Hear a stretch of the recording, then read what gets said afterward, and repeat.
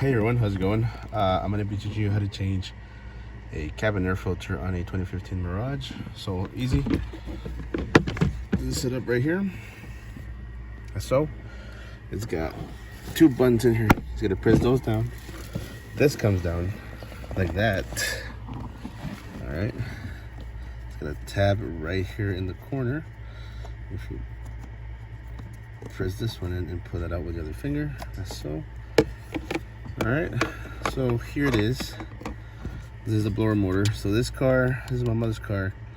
The blower motor is already going out on this one. So we're gonna go ahead and just change the cabin air filter for now. All you gotta do is just grab it, and this one might be pretty dirty. So, oh yeah, look at that. Yeah, 6-year-old car, old blower motor, filter. Sorry, cabin filter.